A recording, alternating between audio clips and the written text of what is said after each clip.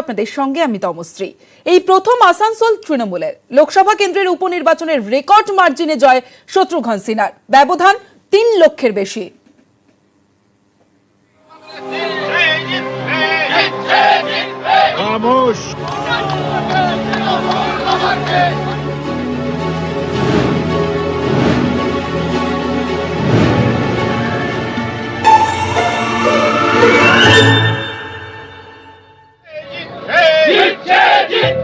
It has happened. Okay. Khamosh.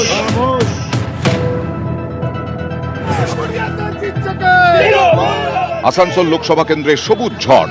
জন্মলগ্নের পর প্রথম আসানসোল লোকসভা তৃণমূলের রেকর্ড মার্জিনে জিতলেন তৃণমূল প্রার্থী শত্রুঘ্ন সিনহা। 3 লক্ষেরও বেশি ব্যবধানে হারালেন বিজেপির অগ্নিমিত্রা পলকে।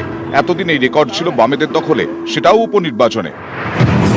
2005 সালে সিপিআইএম এর বংশগোপাল চৌধুরী জেতেন 2,21,000 ভোটে। সেই মার্জিন ছাপিয়ে গিয়েছেন শত্রুঘ্ন সিনহা। ये जीत तृणमूल कांग्रेस की है, ये जीत ममता बनर्जी की है। तो आज दिखता है कि हम सही रास्ते पे आए हैं, सही वक्त पे आए हैं।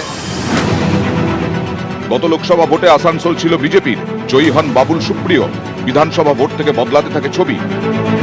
7 বিধানসভা কেন্দ্রের মধ্যে 5টিতে জয় পায় তৃণমূল। এবার 7টির মধ্যে 6টিতে জয়ী তৃণমূল। কুলটি বিধানসভায় 466 ভোটে এগিয়ে বিজেপি। নিজের বিধানসভা কেন্দ্রে হেরেছেন অগ্নিমিত্রা পল।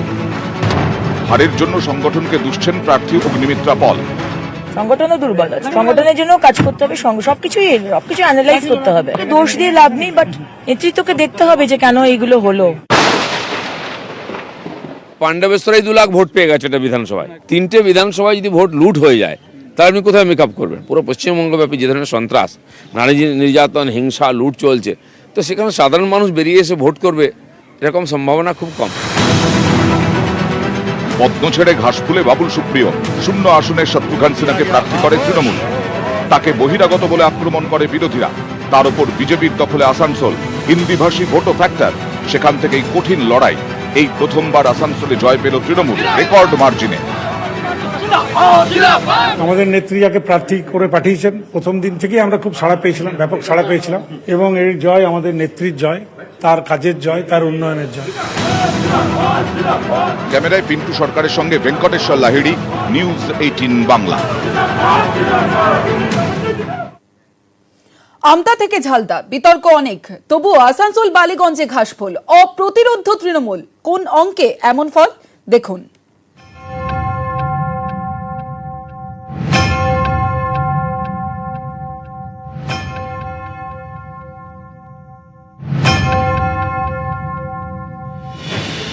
একের পর এক বিতর্ক, একের পর এক অভিযোগ, সুর চড়িয়েছে বিরোধীরা। তারপরেও ভোট এলেই জয়ী তৃণমূল। পুরো ভোটের পর এবার 2 কেন্দ্রের উপনির্বাচনেও একই ছবি।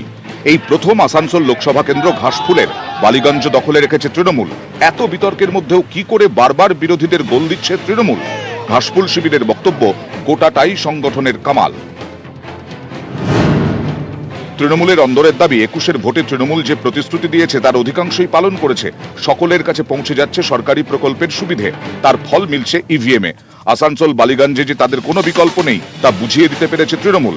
2 তারকা প্রার্থী পদ্ম ছেড়ে ঘাস ফুলে, দুজনেই বিজেপির অন্দরের সমস্যার কথা তুলে ধরেন। আসানসোলে হিন্দিভাষী ভোটারদের কাছে পৌঁছতে পেরেছে তৃণমূল। প্রার্থী বাবুল সুপ্রিয় নয়, প্রার্থীর নাম মমতা বন্দ্যোপাধ্যায়। ছোড়া ফুলে ভোট দেওয়া মানে সরাসরি মমতা বন্দ্যোপাধ্যায়কে ভোট দেওয়া। তৃণমূলের দাবি, আমতা, পানিহাটি, ঝালদা, বগটুই বিচ্ছিন্ন ঘটনা। প্রশাসন এবং দল চায় না এমন ঘটনা ঘটুক।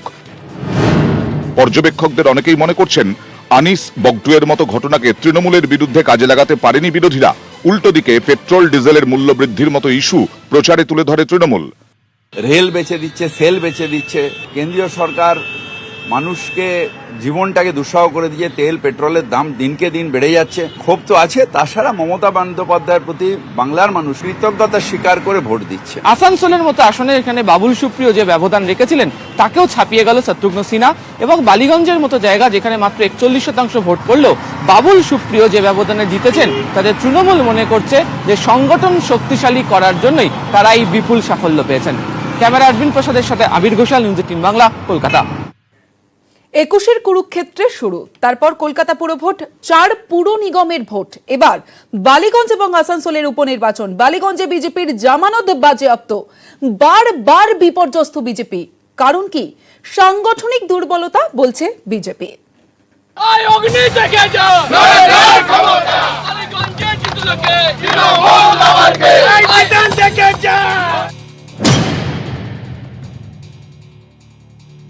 একুশে বঙ্গজয়ের স্বপ্ন অধরা, ধরাশায়ী কলকাতার ভোটেও হাতে মাত্র 3টি ওয়ার্ড। শিলিগুড়ি, আসানসোল, চন্দননগর, বিধাননগরের ভোটেও বিপর্যস্ত গেরুয়া শিবির। এবার বালিগঞ্জ বিধানসভা ও আসানসোল লোকসভার উপনির্বাচনেও মুখ থুবড়ে পড়ল পদ্ম শিবির। বালিগঞ্জ আসনে জয়ী বাবুল সুপ্রিয়, দ্বিতীয় স্থানে সিপিআইএম, বিজেপি একেবারে 3-এ। বালিগঞ্জে দেখুন, আমরা ধর্তব্যের মধ্যে আসি না, কারণ গতবারও আমরা মাত্র 31,000 ভোট পেয়েছিলাম বালিগঞ্জে 42%-এর সোকল্ড সংখ্যালঘু ভোট। তো সেখানে স্বাভাবিকভাবে আমাদের স্টেক নেই। অতএব আমাদের যারা ভোটার তারা বাই ইলেকশনে ভোট দিতে নামেননি। আসানসোলেও শটগানের ধাক্কায় খামোশ বিজেপি। কুলটি বাদে 6 বিধানসভায় হাতছাড়া বিজেপির। 2021-এর বিধানসভা ভোটে কুলটি বিধানসভায় বিজেপি প্রার্থীর জয়ের মার্জিন ছিল প্রায় 50,000। 2022-এর লোকসভা উপনির্বাচনে কুলটিতে বিজেপি প্রার্থী এগিয়ে 500-রও কম ভোটে। নিজের কেন্দ্র আসানসোল দক্ষিণেই পিছিয়ে বিজেপি প্রার্থী অগ্নিমিত্রা পল। 21-এ বঙ্গজয়ের স্বপ্ন দেখা পদ্ম শিবির যে এখনো বাংলায় মজবুত সংগঠন গড়ে তুলতে পারেনি, সে কথা কার্যত স্বীকার করে নিচ্ছেন দলের পরাজিত প্রার্থী তথা আসানসোলের দক্ষিণের বিধায়ক। সংগঠনও দুর্বল আছে, সংগঠনের জন্য কাজ করতে হবে, সবকিছু অ্যানালাইজ করতে হবে। দোষ দিয়ে লাভ নেই, বাট নেতৃত্বকে দেখতে হবে যে কেন এইগুলো হলো, এটা দেখতে হবে। উল্টো আমাদের সংগঠন খুবই স্ট্রং, এক্সপেক্ট করেছিলাম, বাট ভেবেছিলাম যে আরো ভালো হয়তো লিড দেবে। বিজেপি বাংলায় অস্তিত্বহীন, সেটা আমরা বরাবরই বলে এসেছি। আজকে আবার মানুষ প্রমাণ দিয়ে দিল, ভোট দিয়ে, যে বাংলায় বিজেপিকে নিয়ে মানুষ ভাবে না। যদিও উপনির্বাচনের ভোটের ফলকে গুরুত্ব দিতে নারাজ বিজেপি, তবুও একের পর এক ভোটে বঙ্গে ক্রমেই জমি হারাচ্ছে গেরুয়া শিবির, এমনটাই মনে করছে রাজনৈতিক মহল। নিউজ 18 বাংলা।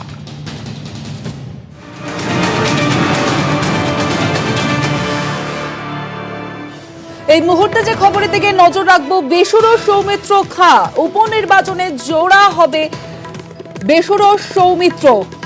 রাজ্য বিজেপি নেতৃত্বকে কাঠগড়ায় তুললেন সৌমিত্র খা। অপরিণত রাজ্য নেতৃত্বের জন্যই পরাজয়, এমনটাই মন্তব্য করেছেন সৌমিত্র খা। বেসুরো সৌমিত্র খা উপনির্বাচনে জোড়া হারে বেসুরো সৌমিত্র খা। রাজ্য বিজেপি নেতৃত্বকে কাঠগড়ায় তুললেন সৌমিত্র। অপরিণত রাজ্য নেতৃত্বের জন্যই পরাজয়, তৃণমূলের থেকে শেখা উচিত নেতৃত্বের, এমনটাই মন্তব্য করেছেন সৌমিত্র খা। তিনি কি বলেছেন শোনাবো প্রথমে। এটা তো অস্বীকার করে লাভ নেই। তৃণমূল কংগ্রেসের কাছে আমাদের শেখার আছে, এবং অপরিণতদেরকে দিয়ে রাজ্য নেতৃত্ব মাথায় বসালে এই অবস্থাটায় দাঁড়িয়ে যায়। আমি শুধু এইটুকুই বলবো, তৃণমূল কংগ্রেসের আমি অশনির সঙ্গে দেখতে পাচ্ছি। ভারতীয় জনতা পার্টি আজও যে 30%-এর উপরে ভোট রাখতে পেরেছে, এটা একটা সবচেয়ে বড় কথা। কিন্তু তৃণমূল কংগ্রেসের অশনির সঙ্গে দেখতে পাচ্ছি আমাদের রাজ্যে যারা রাজ্যের অপরিণতদেরকে যদি মাথার উপরে বসিয়ে দেওয়া হয়, তাহলে তার এই ফলটাই স্বাভাবিক। বেসুরো সৌমিত্র খা উপনির্বাচনে জোড়া হারে বেসুরো সৌমিত্র খা। রাজ্য বিজেপি নেতৃত্বকে কাঠগড়ায় তুললেন সৌমিত্র। অপরিণত রাজ্য নেতৃত্বের জন্যই পরাজয়, এমনটাই মন্তব্য করেছেন সৌমিত্র খা। তিনি বলছেন তৃণমূলের থেকে শেখা উচিত নেতৃত্বের, এমনটাই মন্তব্য সৌমিত্র খার। আরো একবার আপনাদের জানিয়ে রাখি, বেসুরো সৌমিত্র খা উপনির্বাচনে জোড়া হারে বেসুরো সৌমিত্র। রাজ্য বিজেপি নেতৃত্বকে কাঠগড়ায় তুললেন সৌমিত্র খা। অপরিণত রাজ্য নেতৃত্বের জন্যই পরাজয়, এমনটাই মত সৌমিত্র খার। তার মন্তব্য তৃণমূলের থেকে শেখা উচিত নেতৃত্বের।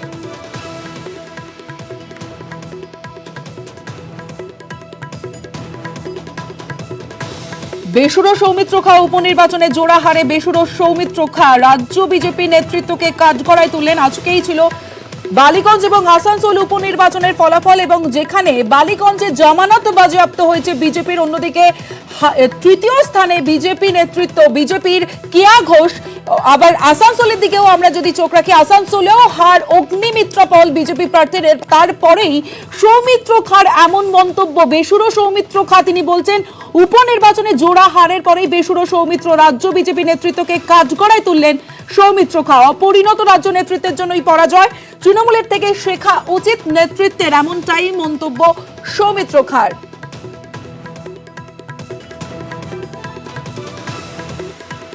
আরো একবার আপনাদের শোনাবো সৌমিত্র খাঁ তিনি ঠিক কি মন্তব্য করেছেন। এটা তো অস্বীকার করে লাভ নেই। তৃণমূল কংগ্রেসের কাছে আমাদের শেখার আছে এবং অপরিণতদেরকে দিয়ে রাজ্য নেতৃত্ব মাথায় বসালে এই অবস্থাটায় দাঁড়িয়ে যায়।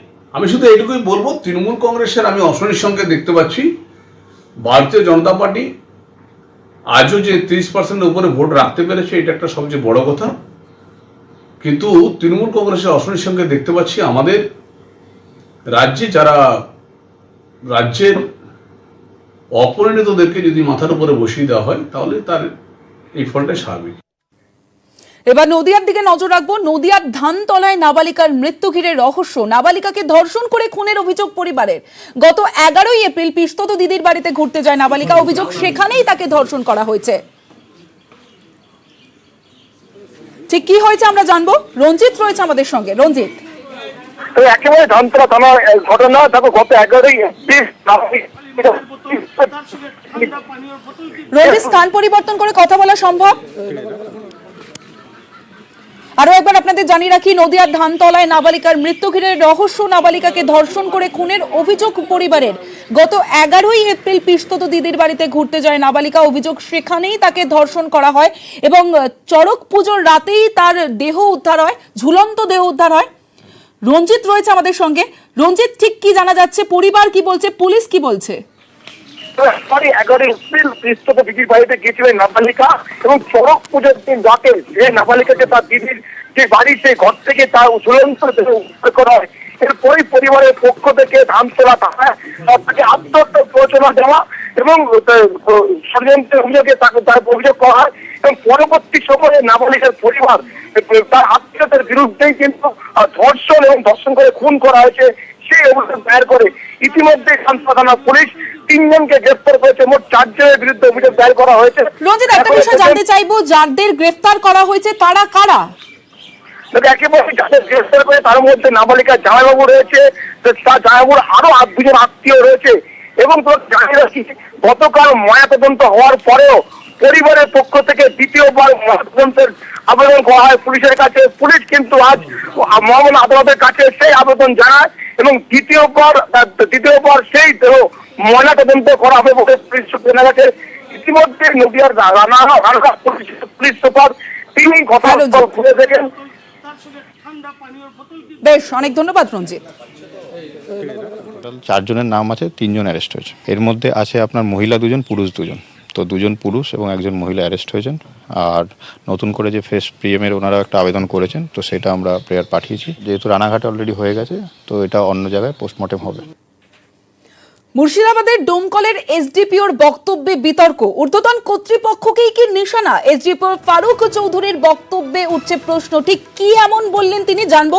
প্রণব রয়েছে আমাদের সঙ্গে। প্রণব, দাদা, একটি স্বেচ্ছাসেবী সংগঠনের যে অনুষ্ঠানে গিয়ে তিনি কিন্তু বিতর্ক মন্তব্য করেন এবং রীতিমতন ভাবে তিনি ঊর্ধ্বতন কর্তৃপক্ষের বিরুদ্ধে যে তিনি ইফতারে গরিব মানুষদেরকে যে জিনিসপত্র দেন তার সহ্য হয় না এক শ্রেণীর আধিকারিকদের, তাই নিয়ে কিন্তু তিনি রীতিমতন ভাবে বিস্ফোরক মন্তব্য করেন এবং পরবর্তীকালে তার এক আত্মীয় মারা গিয়েছিল, সেখানেও তাকে ছুটি দেওয়া হয়নি বলে কিন্তু তিনি ক্ষোভ প্রকাশ করেন এবং এই ঘটনাকে কেন্দ্র করে কিন্তু মুর্শিদাবাদের যথেষ্টভাবে চাঞ্চল্য ছড়িয়েছে।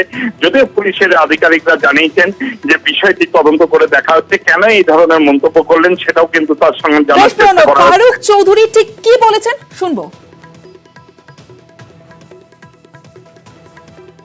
আমরা একটা কঠিন পরিস্থিতির মধ্যে আছি, যে কঠিন পরিস্থিতির মধ্যে মদ খেলে দোষ হচ্ছে না, মদের পাটিকি দিলে দোষ হচ্ছে না, মানুষের হাতে ইফতার তুলে দিলে দোষ হয়ে যাচ্ছে। আবার বলছি, আমরা খুব কঠিন পরিস্থিতির মধ্যে আছি। যারা কিছু সরকারি পদাধিকারী লাখ লাখ টাকা মদের পার্টি করলে দোষ হচ্ছে না, কিন্তু কোন সরকারি পদাধিকারী আবু তালিব চৌধুরী পোতা যদি মানুষকে ইফতার দান করছেন তাহলে সেটা সমস্যা হয়ে যাচ্ছে। বদলে গেল ইতিহাস, বেসরকারীকরণ হয়ে গেল হুগলির শিমলাগড় স্টেশন। নতুন নাম শিমলাগড় হল্ট। বেসরকারীকরণ করা হলেও কোনো পরিকাঠামো ছাড়াই দিয়ে দেওয়া হয়েছে বেসরকারি হাতে। অভিযোগ নিত্যযাত্রীদের, বাড়ছে সমস্যা।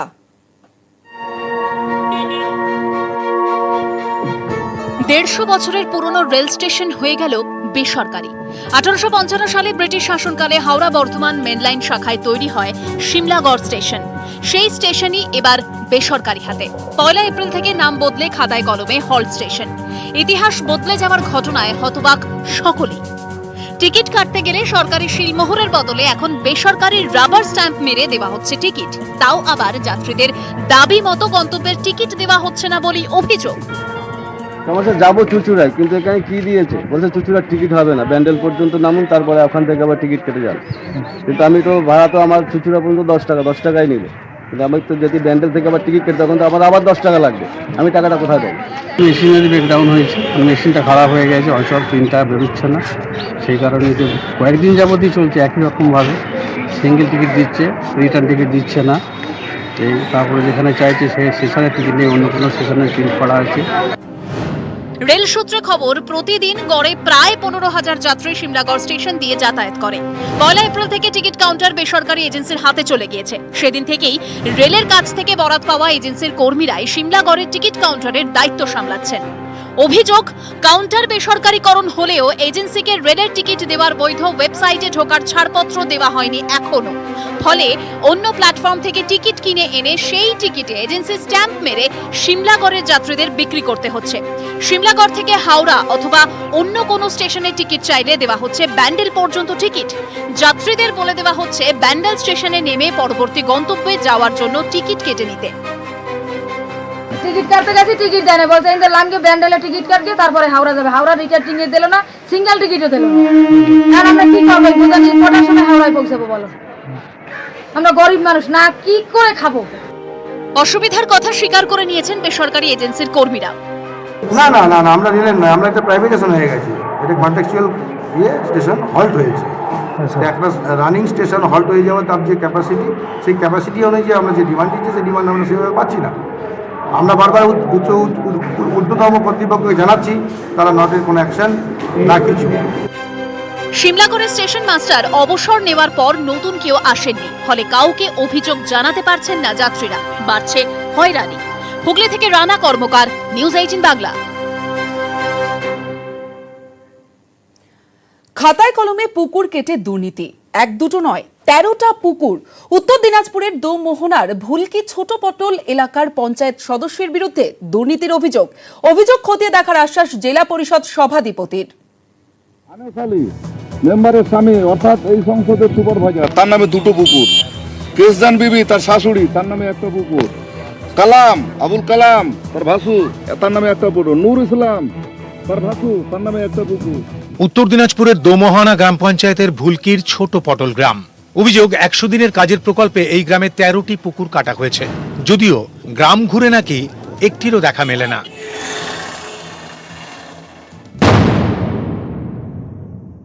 এখানে পঞ্চায়েতে বড় মাপের ঘাপলা করে রেখেছে। বড় রকমের দুর্নীতি বোঝাতে বলা হয় পুকুর চুরি, তবে এখানে পুকুরই নেই। শুধু পুকুর কাটার নামেই 100 দিনের কাজের আওতায় 32 লক্ষেরও বেশি টাকার দুর্নীতির অভিযোগ। প্রকল্প থেকে ছোট পটল ভুলকিতে যে পুকুর খনন দেখিয়েছে, আমরা বাস্তবে কোনো পুকুর দেখতে পাই না। অভিযোগটা হচ্ছে প্রশাসনের একাংশ, পঞ্চায়েত প্রধান এবং বর্তমান সদস্য যে সাকেরা বিবি তাদের বিরুদ্ধে। দোমোহনা গ্রাম পঞ্চায়েতের ভুলকির ছোট পটল এলাকায় পঞ্চায়েত সদস্য সাকেরা বিবি ও তাঁর স্বামীর বিরুদ্ধে অভিযোগ। ভাসুরের ছেলে ওর ভাসুরের নামে, দাউরের নামে, দাউরের ছেলে স্বামীর নামে এবং মৃত্যু ওর শাশুড়ির নামেও একটা পুকুর দেখায় যে বিবি কেশজান। টোটাল 11খানা পুকুর, আমরা একটাও দেখতে পাই না। মেম্বারের স্বামী সুপারভাইজার। কোনো দুর্নীতি হয়নি, পুরোটাই রাজনৈতিক চক্রান্ত বলছেন পঞ্চায়েত সদস্য সাকেরা বিবি। কিন্তু কোথায় পুকুর? ফাঁসানোর জন্য ঘোষণা বিরোধী পার্টি কোন দল করে? টিএমসি। তাহলে বিরোধী যাদের কথা বলছেন তারা কোন দল করে? ওরা সিপিএম করে। ঠিকই পুকুর অরিজিনালি করা আছে। কোথায় কোথায় আছে একটু বলুন, আমরা যাব। ওরা তার বলতে পারবো না, বাড়িতে মেয়ে ছেলে আমরা থাকছি বাড়িতে, আমরা তো জানতে পারলে ওটা তো আমরাই রাখিয়ে দিতাম। আনিস আলী কে হয়? আমার স্বামী। তিনি সুপারভাইজার? না, ও সুপারভাইজার নাই। কিন্তু কাগজ তো বলছে উনি সুপারভাইজার। ওদের নাম তো আছে কিন্তু সুপারভাইজার কাজ করেনি। আমি গত ফেব্রুয়ারি 2 তারিখে আমি পর্দা নিয়েছি, 1 বছর হলো। তার আগে কি হয়েছে না হয়েছে আমি জানি না। অভিযোগ থাকলে প্রশাসন খতিয়ে দেখুক, বলছেন উত্তর দিনাজপুরের জেলা পরিষদ সভাধিপতি। এরকম লিখিত অভিযোগ আমাদের জেলা পরিষদে যদি দিয়ে থাকে তবে আমি প্রশাসনকে বলবো উপযুক্ত আইনানুগ ব্যবস্থা নেই। জেলা শাসক, মহকুমা শাসক ও বিডিওকে অভিযোগ জানিয়েছেন অভিযোগকারী গ্রামবাসী। উত্তর দিনাজপুর থেকে মুক্তা সরকারের রিপোর্ট, নিউজ 18 বাংলা। বাংলা আবাস যোজনা প্রকল্পের ঘরে নিয়ম বহির্ভূতভাবে চলছে ব্যবসা। নিজের দোতলা পাকা বাড়ি থাকতেও আবাস যোজনার ঘর বেআইনিভাবে ভাড়া দিয়ে টাকা রোজগারের অভিযোগ। চাঞ্চল্যকর অভিযোগ মঙ্গলকোটের কৈচর 1 পঞ্চায়েতের চৈতন্যপুর গ্রামে।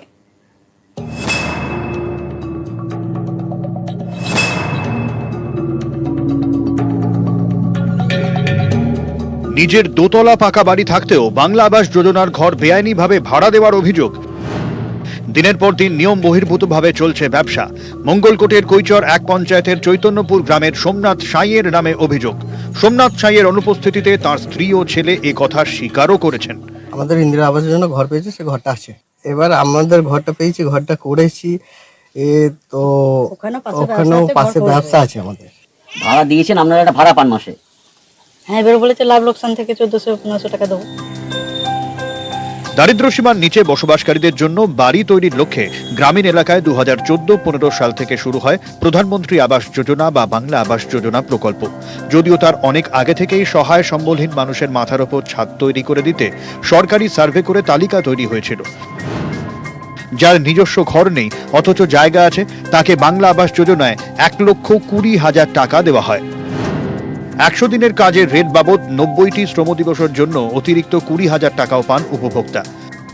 অভিযোগ, সোমনাথ সাঁইয়ের নিজের দোতলা পাকা বাড়ি থাকতেও গ্রামের বাসস্ট্যান্ডের কাছে বাংলা আবাস যোজনা প্রকল্পের টাকায় দোকান ঘর তৈরি করে ব্যবসাদারকে ভাড়া দিয়েছেন। যদিও দোকান মালিক নিজেকে সোমনাথের কর্মচারী বলে দাবি করেছেন। যার দোকান তার আন্ডারে কাজ করছে, ওর আন্ডারে আমি কাজ করছি, আমি অনলাইনে কাজটা করি, বাকি মালপত্র তার, হ্যাঁ সবই। এলাকার প্রাক্তন সিপিআইএম বিধায়কের দাবি, তদন্ত করলে মঙ্গলকোটের 152টি গ্রামেই এমন অনেক দুর্নীতি ধরা পড়বে। শুধু চৈতন্যপুরের এটা নয়, এটা যদি দেখেন তাহলে মঙ্গলকোটের 152টা গ্রামে খুঁজলেই এই রকম কাটমানির মাধ্যমে বিত্তশালীদের এইভাবে দেওয়া হয়েছে। এই অভিযোগ আমরা দেখছি এর কতটা সত্যতা আছে বা আমরা খোঁজ নিয়ে দেখব এবং আইনত ব্যবস্থা নেওয়ার চেষ্টা করব। ঘটনা প্রকাশ্যে আসার পর থেকেই খোঁজ নেই সোমনাথ সাঁইয়ের। মঙ্গলকোট থেকে রণদেব মুখোপাধ্যায়, নিউজ 18 বাংলা।